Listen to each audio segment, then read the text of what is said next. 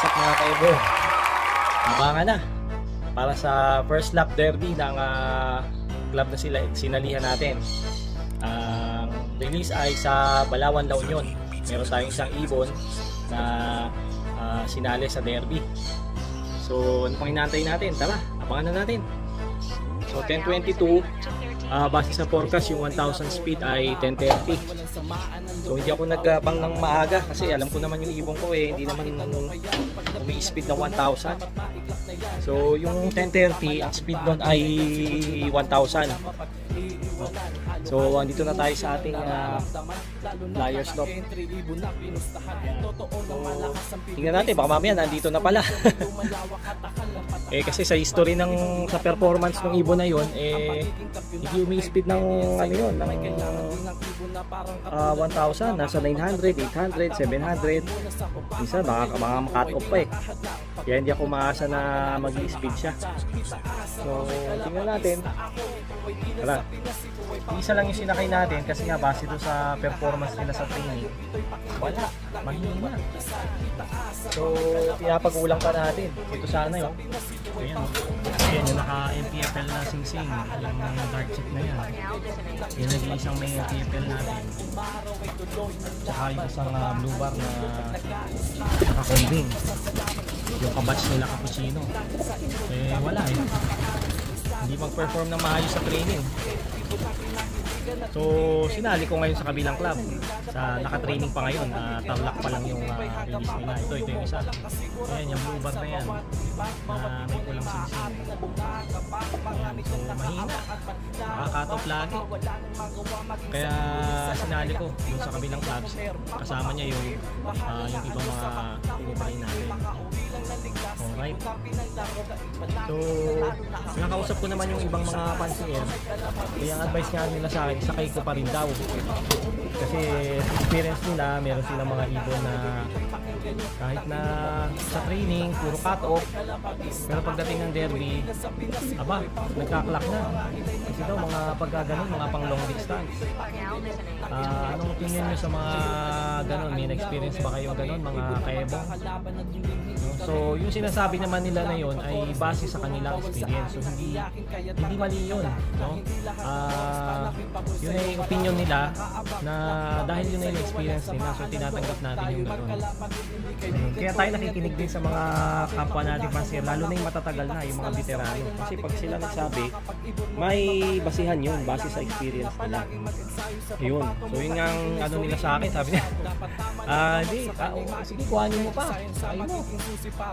Ako naman mahina loob ko sa ganyan, so sabi ko gusto kasi nagsisigurado ako hindi ko kasi parang basihan ko, hindi ko nakita yung performance sa training, so kaya hindi ko sinakay. So wala akong nakitang bilis, hindi nga makapag-clock na on time, kaya yun. Alright, so kaya yun, isa yung sinali natin.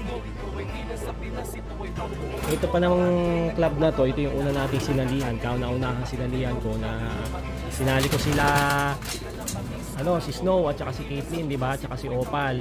Hindi ko pala sinali si Opal noon dahil pinedering ko. So kaso nawala nga si Snow at saka si Caitlyn. So maganda yung club na to, kaya ito nilook forward ko talaga. Bumili pa nga ako ng mga sing-sing Tapos ang nangyari, hindi maganda yung naging nangyari doon sa mga young birds. Iisa natira. Ito nga. Tapos ito yung dark check na to. Hindi pa siya ready.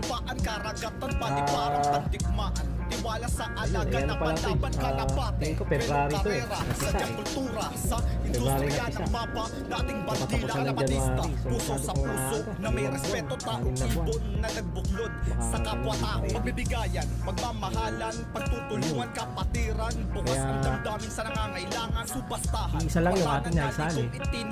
Sayang, maganda sana makapag-participate sa club para madami rin tayong chance na manalo sa at kaligtas. Salamat, merong Di mga bali, taong ganun talaga. So, sa mga ginto ang susunod na, puso sa Maritano, si ano, Aaron natatapos Claudio naman at si natatapos Dan yung Diaga kanila. Labate. Yung Karugtong na ng aming look buhay, forward na lang parte natin sa yung pamumuhay, susunod kaya na magbigay-pugay derby champion doon sa isang sana. club. Huwag kang Dahil kabahan, yung ating kalma ka lang, ating ayan train na. doon. Huwag kang atat, Baka kampiyon itong uli, mga tsamba lang, kalapate. Karugtong na ng aming buhay, pinapakunat parte natin sa ng mga young pamumuhay, birthday kaya yan. magbigay-pugay champion sana. Gumanda Huwag din kang sa kabahan, performance. kalma ka lang, ayan na. Huwag kang atat, Alright. kampiyon uli, tsamba lang. time Nakakapag sa check. kalangitan, kainitan, kadiliman, 10:27. sa paratingan, meron kayang Wala pa yung ibon magdadatingan. natin. Wala pang kain, binubusog, na Meron panalangin ng mga journok. nag-clock. Anong petsa na, Sa si palit. Masakay nag-ama namin. Makita Keste natin Huna, sa chat. Yambaw at Jaw, Sa Kamakasukat, resort. taga-abono, Dandesan Pero San. sa atin, wala. Pero nanatili Wala pa yung dahil ibon natin. iba ang saya, ligaya'y nagmamarka, di mapaliwanag. Kahit na sensya, grabe hiwaga. Jose Torres, Anson Ong, Ini-expect Champion ko, baka mga Rezo, hanggang Reggie 700 lang ang Cruz, speed Aimilin, dun eh. Tommy Di Vera, Tonico, Ayan Chua, Nelson Cook, Peter C, Tommy mga So, anong oras Victor kaya Tan, darating yun? Jason Kaunan, Jutsi, Isoner Siso, Andres Ako po, kung Ong, magsi Ferdinand 700 Chua, na Eddie speed Noble, dun eh. Pakitungo, Victor Lim, Salde Ah, Garcia, Normante, pa alas Vicente 12 na Ngo, bago Greg dumating Asilum, yun. Romy Liwag, Huwag Joseph naman sana. Diaz, Jeriso, Luis Chuis, Napakatagal Kelunar, natin Eric mag-aantay, Ison, Mapansang, napakainit pa Agapito, naman. Kalapate, karugtong na ng aming buhay, parte sa Although meron tayong pamumuhay, kaya CCTV, magbigay-pugay champion sana. doon na Huwag lang kang tayo kabahan, mag-aantay. kalma ka lang, ayan na. Huwag kang Sa atat, ngayon, kampiyon mga uli, ano pa tsamba lang, naman. kalapate. Mga Karugtong pa, na ng malamig yung aming hangin. buhay, parte sa So, pamumuhay, tetay pa tayo. kaya magbigay-pugay champion sana. Huwag kang kabahan, kalma ka lang, Guys, ayan may na. nakita ako Huwag kang lumilipad, atat, kampiyon uli, tsamba lang, iklak mo muna. Huwag kang mangarag, may Hindi ko pa oras pa naririnig baka kung atakihin, lumapot. himatayin, Hindi, pumanaw ito, pa, huwag kang hindi, matakot. white flyer Sila eh. ang dapat kabahan Yes, sa'yo, hinanaing mga ritual pampabuenas, Ayun. baka manalo. Walang iyakan, White flag. walang siraan, walang bangayan, Kapitbahay walang tayo. gipitan, walang kabuklutang kagulangan, Akala ko naman sa palakasan, kalokohan yan, di maganda yan, pamantayan, mahirap at mayaman, respetuhan, magwagi sa kalinisan na, paraan ng laban, sunugan, dayaan, dungis pantsayan sa larang, tradisyon, ang kompetisyon, sa henerasyon, ang Yeah. kombinasyon, organisasyon, patas dapat yun, sport dapat, laro lang brad, di dinidibdib, ibon, ang lilipad, ponjing, hindi ang bibig, pigeon icon, kalapatid, ito yung nasyon Pilipinas, kalapatid. Many minutes later. Tayo na nga mga kaebong. Dumating na Dumating na yung ibon natin, yung TGRC 1218. Ito siya. Iniwalay ko na para makarecover. No, kasi nag-iisa lang naman siya. Ayan. So dumating siya ng 12:18 ay 11:18 AM. 11:18 AM. Ang speed niya ay 813. So lalagay ko sa yung screenshot diyan sa video. Ayan, so 11:18 ang cut-off natin ay alas 12. So halos malapit na rin mag-cut-off nung dumating siya. Grabe talaga yung ibon na to. Hindi talaga pang mabilisan. Pang ano lang talaga to. Lipad pogi lang talaga. Lipad pogi lang talaga siya. No? So ayun, no, salamat naman at live pa rin ang ibon natin kasi alam nyo, napakahirap ng pahuwian sa derby na to. Halos 44% lang ng ibon ang nakapag-clock on time. Nasa 44% lang. Halos lagpas kalahati yung nakat-off. No? Kaya bilibo ko sa ibon na to dahil hindi ko nga inaasahan na magka-clock to eh. Kasi pero ang speed tip nito kasi laging parang pakatop na. Ayan, kaya sabi ko ayos, buti na nairaos niya. Ayan. Ayan, ang pangalan niya ay Ebong 1218. Yan ang ipapangalan natin, Ebong 1218. Ayan.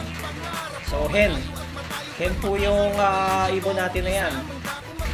Ayan, Ebong 1218.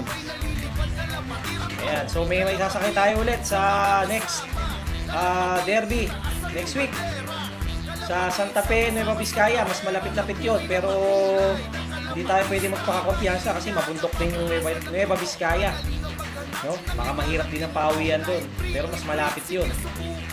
Ayan, naku, salamat, nakauwi yung ibon natin at nag-clock on time. Nag-iisa lang to pero napakaganda. Oh, ang bait niya oh. Steady lang. Oh, napakagaling na ibon. Basta ganyan lang yung clock mo ha, di baling hindi ka mag-speed na sobra. Basta lagi tayong clock. Every lipad, alright? No? Ayan eh. Ayos. Alright. Dito ko natatapusin ang vlog. Maraming salamat sa inyong panonood. Muli ito ang inyong nervyosong pansier, Ebong Love TV. Keep safe, God bless. Bye-bye!